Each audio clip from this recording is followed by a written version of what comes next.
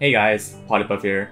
Some of you are probably wondering why I haven't been uploading for the last 5 weeks, so I just wanted to make a video talking about what I've been doing and what I think about content creation, not just for League, but in general right now. Don't worry about the gameplay being shown, it's just a bunch of clips I had lying around for years that I couldn't figure out what to do with, so it's just kind of there for filler visual while I talk about some things. There will be timestamps to every part of my yapping, so if you just want to skip over to the parts you care about, then feel free to hop around. TLDR summary at the very end if you're too busy to watch it all. Before we get to the bad news, let's start with some good ones. Our two side channels, Polypuff Variety and Polypuff Valorant, are both finally monetized. If you want to see me play other games, then remember to check those channels out, links in the description, and I really appreciate everyone for helping me meet the requirements. So getting right into the topic, there was a post last month on the League subreddit. Why is League YouTube content so boring and samey? Right now if I go on YouTube, I'll see 3 types of League content: long form educational content, 12 to 15 minute long stream highlights, 1 single 60-second stream highlight. Why is there no content like there was 7 to 10 years ago?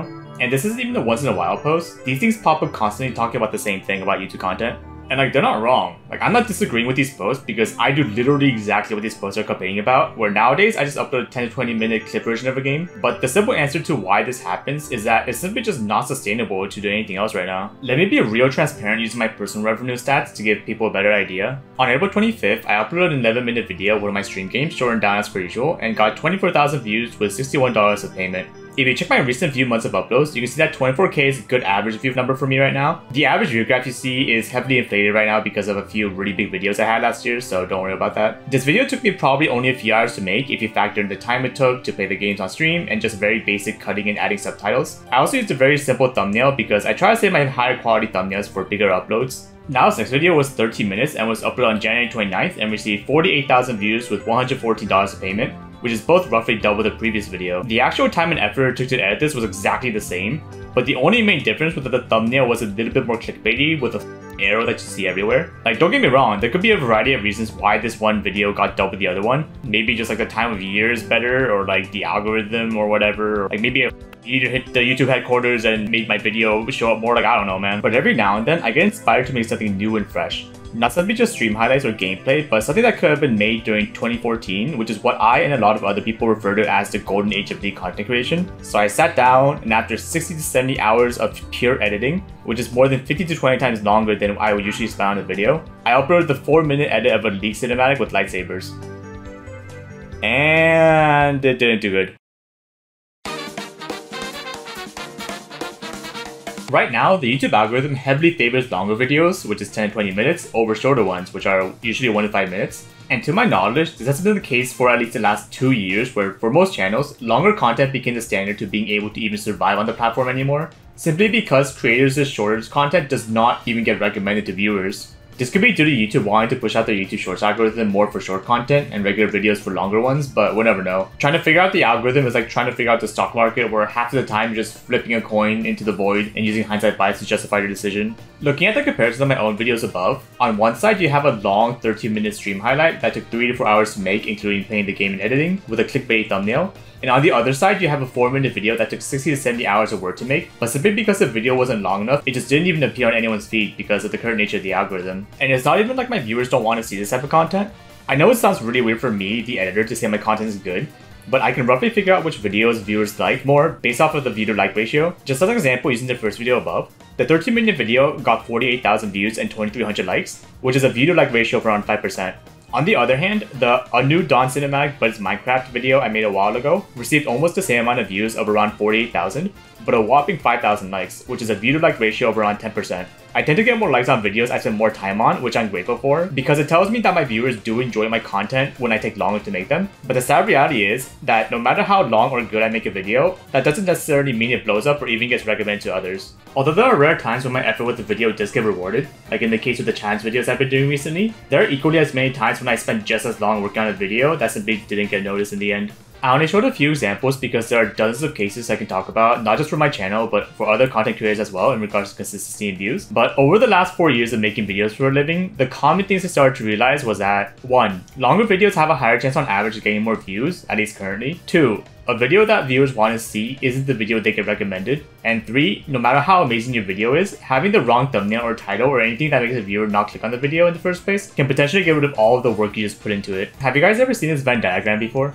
I think it was originally for software development or something, but it basically applies to anything that involves a product. The idea is that if you want a product that's good and fast, it's going to be expensive. If you want a product that's good and cheap, it's going to be slow, and if you want a product that's fast and cheap, it's going to be of low quality. The middle of the diagram says that you physically cannot have all three of these things, which finally brings us back to the Reddit posts. The low quality videos people complain about comes from the fact that it is the safest way to make content right now without risking too much time or effort. A 10 to 20 minute video is currently favored by the algorithm, so it will reach an average number of your audience in general, and the time it takes to do simple cutting and editing usually matches the viewer's expectation of what they're clicking on, so it's a very stable source of consistent revenue. A 60-second stream highlight takes very minimal effort to upload, so even if it does bad in the algorithm, the amount of time spent on each one is so little that although the average revenue you receive from each one is very small, the quality you sacrifice for quantity can balance that loss, especially if one of the clips randomly blow up from time to time. Also, because we're using this for content creation, when we say something is cheap in the diagram, we're not only referring to the amount of money it will cost to make it, but things like the creator's health, mental state, and the time spent as well. We'll touch more on this in a few seconds. So for the long-form educational content, I'm going to be referring to the guides or coaching people make that involves more in-depth editing with a more structured script, and not the videos where someone just talks through the entire game in one go on stream, since that sounds like it'd be categorized in the 10 to 20 minute video of a match section.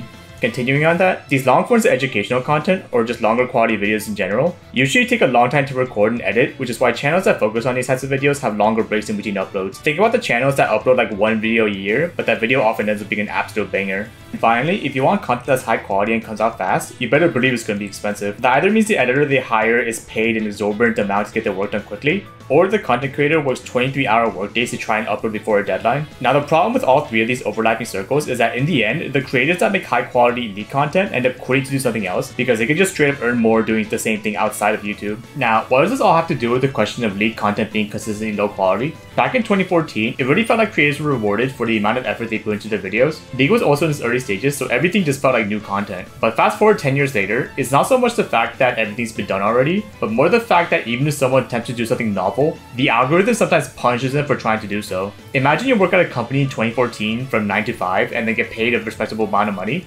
There's also the added benefit of if you work harder, there's a good chance you might receive a bonus, which in turn gives you the motivation to do more. Now imagine 10 years after working at the same company, it is now 2024, you work 9 to 5 and you get paid the same amount, but now you're forced to work overtime without pay, and if you decide to try to introduce new solutions, your boss actually punishes you because you tried to do something different that didn't follow the job details and your pay gets docked. Like, that's pretty much what's going on right now. It's then you wonder why anyone with a right mind would either just leave that company or lose all motivation to want to do more. The creators who tried making high quality videos at a fast speed ended up burning out because they sacrificed their health to make content. The creators who uploaded quality videos while also trying to prioritize their health are in constant risk of being screwed over by the algorithm. Like, let's say for example that someone uploads once a month, but each upload receives just enough money to pay for living costs for the rest of the month. Everything's good and all until the algorithm just randomly decides one day to screw over the creator by not recommending the video, and now they just can't pay rent for that month. Would you see the creator having to find side jobs or quit content creation in general for other sources of income? And ironically, this all leads to the fast and cheap portion of content that survives the longest and in turn viewed the most. And the best way to make these quick uploads stand out for more people is by having clickbait thumbnails that make it seem more enticing than something that might be objectively better for the viewer. It's kind of this constant cycle where the reason why viewers only see quote-unquote low-quality videos is because all the good quality content creators have either left or they're just being drowned out by everything else. And this isn't even talking about random problems that can happen like copyright strikes or in my case Twitch career going down, which basically destroyed the monetization I received from streaming. The reason why I actually took a break for a month from uploading was because I was also trying to figure out long-term solutions since, as you saw earlier in the video, the revenue I was receiving from videos was in a comically abysmal state, and I just can't rely on doing challenges for the rest of my content career because, as mentioned earlier, it only takes one bad algorithm roll to potentially negate months of time and work. There is the option of looking for sponsors so that I have more time in between uploads for high quality content without worrying about if I have enough money to buy dinner, but I try my best to only advocate for things I personally use myself. And the only sponsored emails I received were ones from Raid Shadow Legends and elo boosting / account buying sites, which I am entirely not a fan of. There's also the problem of me being in Korea, so it is hard to find anyone to sponsor me since my audience is basically entirely consisted of Western viewers. That's not to say that there aren't any creators out there that can't make a living off of League, just that uploading videos that require less time to make is more efficient than risking it on ones that take a potentially unrewardable amount of time. And since the overall League community grew up along with the game, we are no longer our energetic younger selves that could afford to spend dozens of hours a week on something merely for fun with no monetary gain. I'll be honest, I legit couldn't find a new solution that I haven't entertained yet, so I'm probably just gonna go through the motions until something changes or until it's my time to walk to the light. The TLDR of the video, if you decide to skip to here or if you just zoned out until now, is that at the moment, making high quality League content is unsustainable due to the time required, along with the volatile nature of the YouTube algorithm, which caused many content creators to look for jobs outside of YouTube since it is objectively speaking the more financially secure option, and also because we're very old now and we have to provide for our families. Oh, before I forget, king to e2.